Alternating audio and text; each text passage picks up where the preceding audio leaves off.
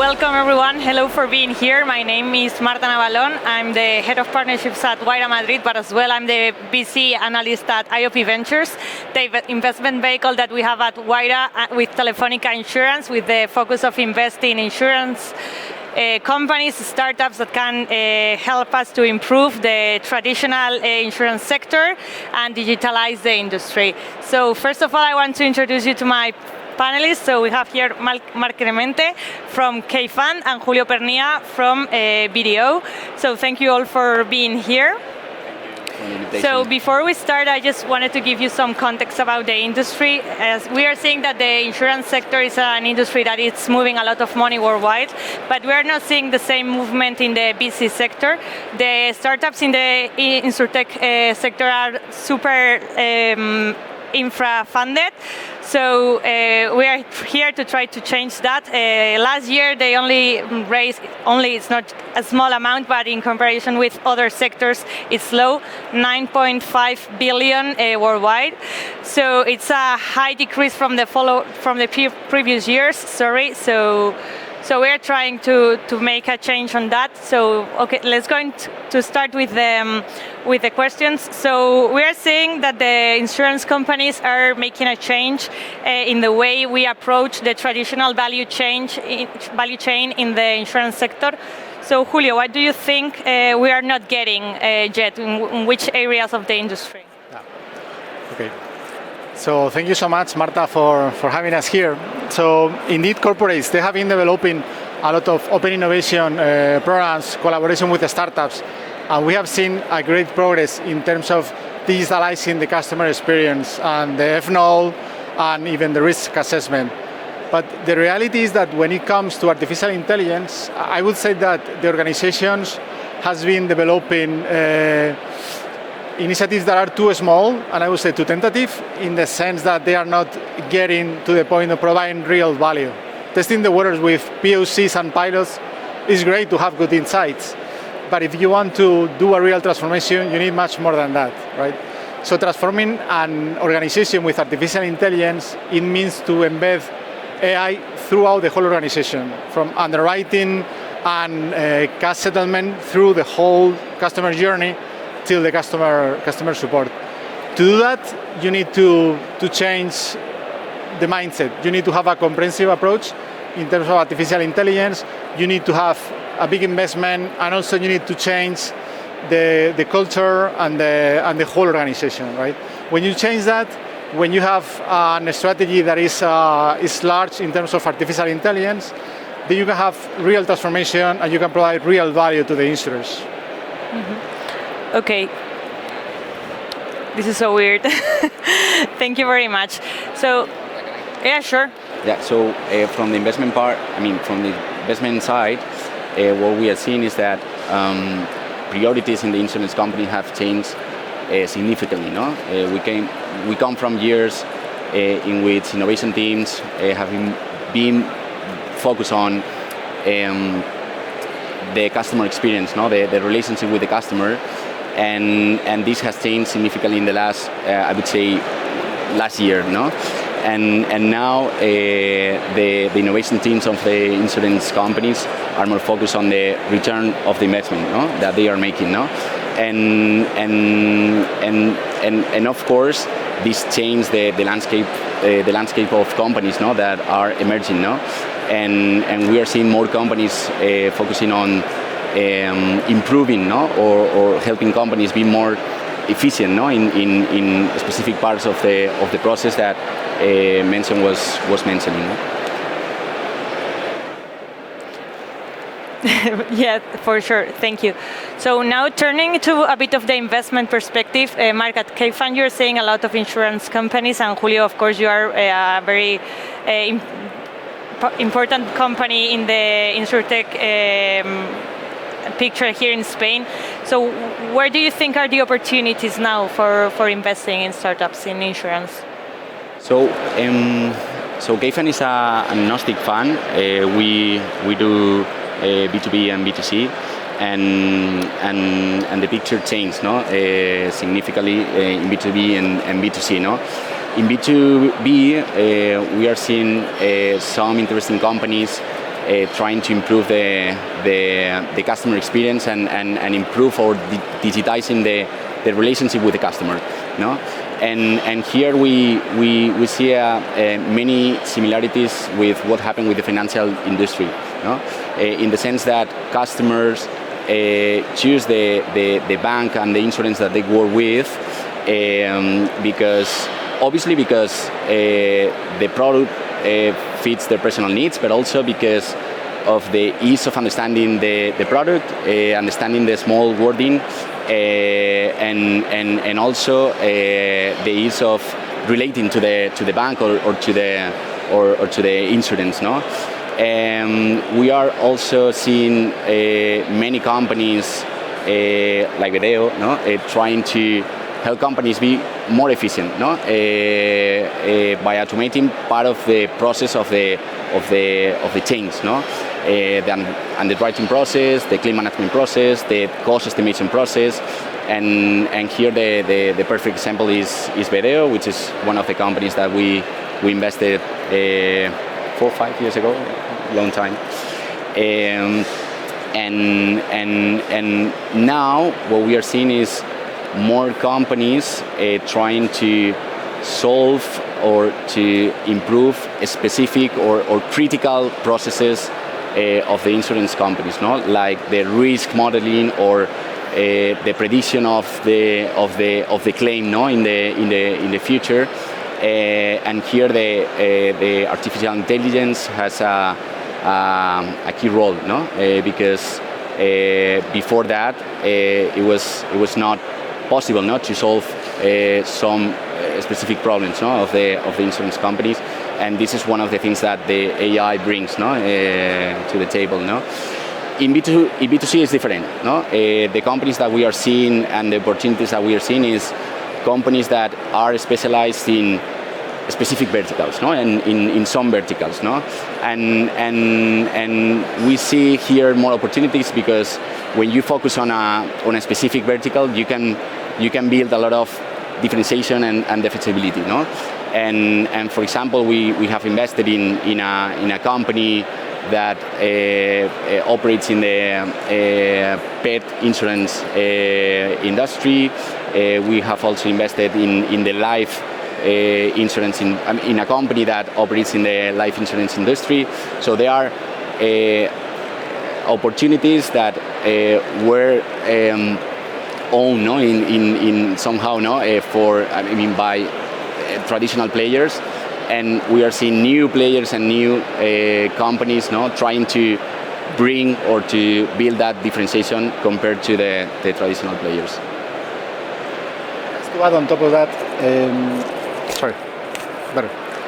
to add on top of that, I would say that, that right now, if you think about the insurance industry, you think from the perspective of a startup, it's like an ocean full of opportunities, right? When you want to address those opportunities, you realize that this industry is actually, there are players that have really long sales cycle, but also are traditional entities with legacy systems, right? So many insurtech startups, we try to disrupt this industry, and I would say there is a market that is still sparkly blue, so we can see a lot of opportunities. If I think about the new LLMs that are bringing to the table right now in the market, I would say that if I would be a startup right now creating an opportunity, I wouldn't go to the traditional process. LLMs right now, you have the technology available that the insurers, they can develop themselves some of these tools. I would think more in the unstructured part of the algorithm, everything related with images, videos, audio, and text.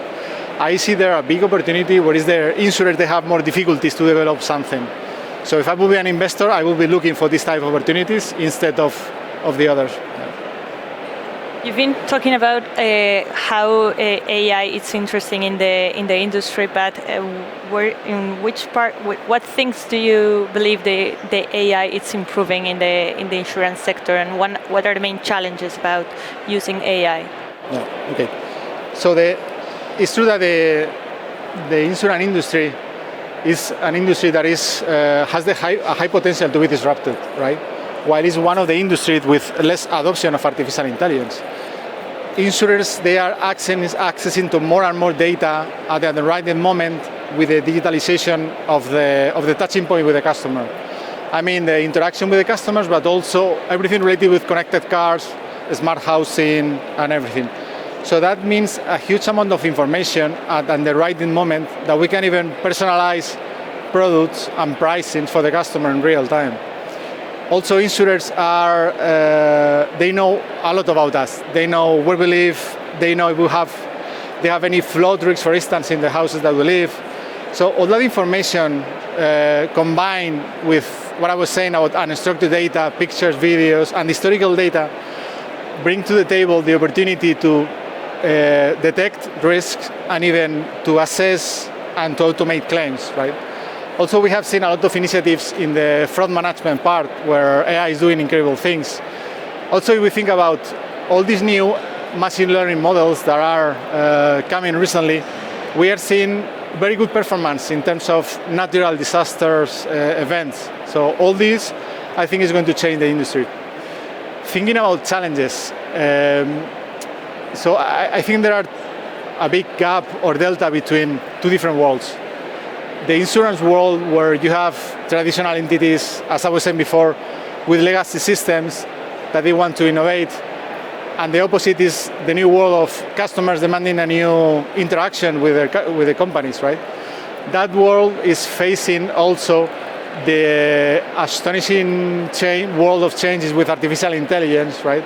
So the customers, insurers, they need to fulfill that gap. If they do it, then of course they are going to have a better customer experience, they are going to reduce operational costs, and they are to improve, and it's going to mean transformation of the industry. AI can help during the actuarial process, they can help in the policy, they can help in the claim settlement, and it can help in the customer service. So that's the core of the value chain. The main challenge I would say that they have is between all these news about artificial intelligence and new LLMs, they need to distinguish which initiatives are mere hype versus those initiatives that can bring real transformation to the insurer side. That's what I would say. Marco. Just to complement, I mean, as I was saying before, no, the priority has changed, no, and there's many initiatives on the table, no, and in the end, what insurance companies want or want to make sure is that all those initiatives are efficient, no, from a return, no, of the investment, no. We are seeing a lot of, or we've seen a lot of companies investing millions, no, in some initiatives that they're there, no, and we've seen a huge change, no, and especially in companies like Vedeo, no, the entry point when you pitch the company, when you pitch the offering, no, the value proposition, and the value proposition is, hey, we're gonna help you reduce the time that takes the company, no, to assess a new policy or a claim. This changed completely the willingness to pay, no, in the end, no. So from the investment point of view, I mean, we are gonna see less companies working in the front end, no, of the industry, and we are going to start seeing more companies working in the opportunity of improving the efficiency, no, of all these initiatives. Thank you. The insurance sector is a sector that is extremely regulated. We all know that, and combining that with the fact that there's no much regulation regarding AI yet in Spain, in Europe in general. So what do you think are going to be the main implications of using AI in the insurance industry regarding the legal part? Yeah, so it's a difficult question. Let me try to answer. So when you develop artificial intelligence around products, you need to understand very well how what the customer needs, how the customer interact with us, with the companies. And in order to do that, there are some limitations and some ethical things that we need to consider. I would say that the main one would be everything related with the bias and how that data could affect to the customers. Thinking about the insurance industry, when you train a model that has any type of bias or is partial, then you can perpetuate that bias through the whole customer's value chain, right? And a good example of this would be, for instance, when you deny a claim to someone, for instance, or when you increase the premium pricing to a minority, for instance, right? So those are ethical considerations that we as AI providers, we need to consider, and we need to be responsible of that our algorithms are free of this bias. That's in one side. Also, I will say that when it comes to regulation and the current status of the technology, we as a providers and also the insurers, they need to think about how we can be transparent for the final customers. And that means how we are going to explain how our algorithm is working, why our accuracy is doing what it's doing, or why we are automating a claim or we are not automating that claim. That is called the right to explain, right? And in some countries, in some jurisdictions, they are already regulating this thing. It's really important. I think corporates, they need to work with companies that can offer this transparency to the final customers. I think we need to work a lot indeed on the regulation.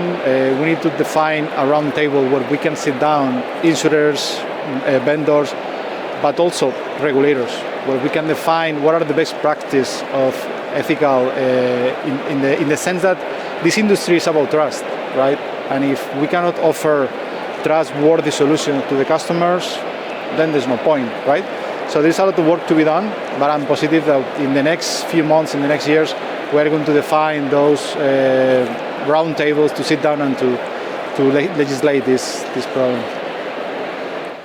Yeah, I mean, the same way. I mean, I think the AI, as we've seen, I mean, we've mentioned, it brings a lot of good things, no? Efficiency, productivity, accuracy, you know, and it's also enabling solving problems that we couldn't solve, no, a couple of years ago, no.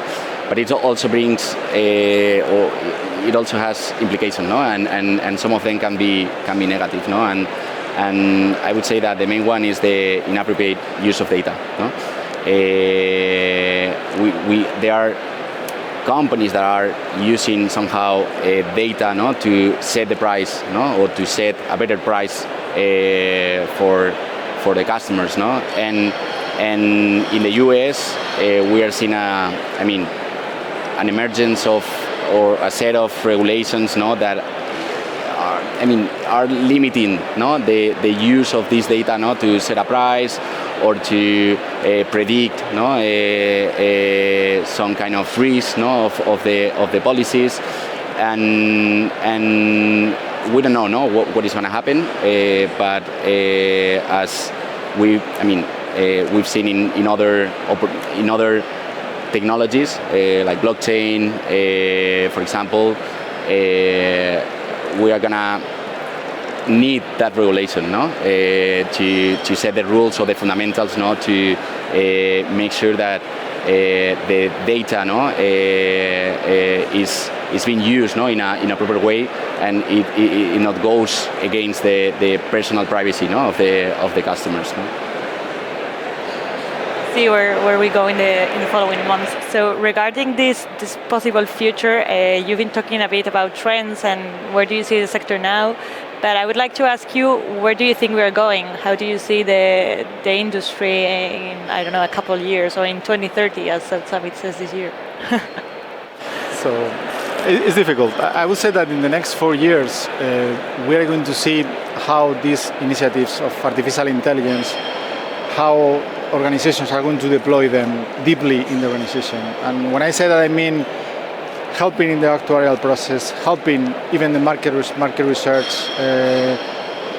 We are going to see how complex processes like interaction with customers, claims, and customer service is going to be automated. All this, I know, is going to happen in the next 4 or 5 years, for sure. It's the only way for the customers with the loss ratio numbers and the inflation, they need to go. This is the one-way road that there is right now. Thinking longer than that, to 2030, I think is very difficult to predict, taking into account what generative AI is doing in 2 weeks, right? So it's something extremely difficult to try to predict. But if we take this concept that we hear these days of artificial general intelligence, AGI, right? If we apply this concept to the insurance industry, thinking a bit like Minority Report, you think like a bot that knows everything, right? And interacts with all your data sources. It could be your car, it could be your house, it could be your claim history.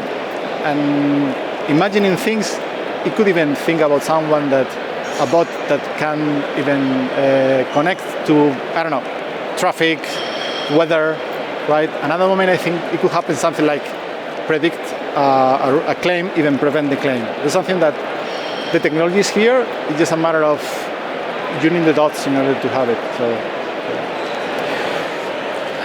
I'm gonna be more contrarian.